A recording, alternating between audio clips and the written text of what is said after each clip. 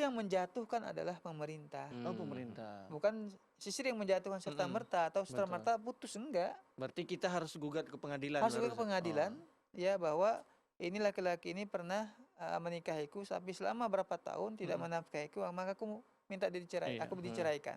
Mm-mm. Maka pemerintah ataupun hakim menjatuhkan talak kepada si wanita, kemudian dia wajib menjalankan masa iddahnya. Iya. Baru dia boleh menikah lagi. Masya Allah. Baik. Semoga- SMS tadi? Ada SMS, Ustaz. Bagaimana jika istri ridho suaminya nikah lagi, tapi karena si istri tak cinta lagi, Iya. tapi mau cerai sayang karena si suami model orang yang super baik. Apakah ada pahala untuk istri? Insya Allah ada pahala bagi si istri ketika dia mendukung ya suaminya untuk menikah lagi. Apalagi karena dia mungkin ya yang namanya hati dan perasaan memang nggak bisa kita paksa. Ya ada orang tuh menikah karena memang bukan karena suka ataupun tertarik, tapi karena orang ini baik kan begitu. Atau dia butuh dengan suami. Ada yang begitu. Tanggung jawab gitu Tanggung jawab dan sebagainya. Kemudian dia bertahan bersama si suaminya dan sabar, tetap menjaga hubungan, maka insya Allah sebagai suami istri mereka mendapatkan pahala.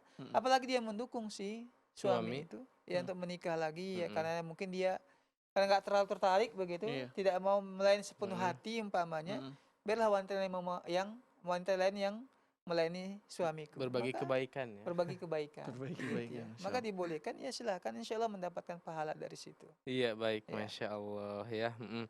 Dan mudah-mudahan Ustadz jawaban tadi dipahami oleh kita semua.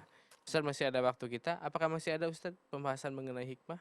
Ya, jadi sebenarnya kalau mengenai hikmahnya banyak sekali ya. Iya. Sebenarnya kalau kita mau mengkaji dan itu memang secara bukti secara lapangan juga itu terjadi. Jadi kita sebutkan tadi diantaranya ialah ya kondisi wanita itu yang terkadang kalau sakit atau dia melahirkan, sedangkan laki-laki ini merupakan laki-laki yang memang dia butuh dengan kebutuhan biologisnya yang harus dipenuhi. Daripada dia berzina berbuat dosa besar, maka dia menikah lagi.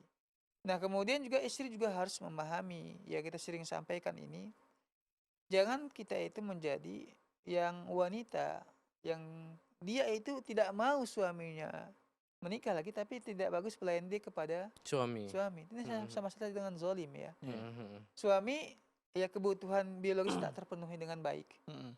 Si istri juga ya dalam masalah makanannya, masalah pakaiannya,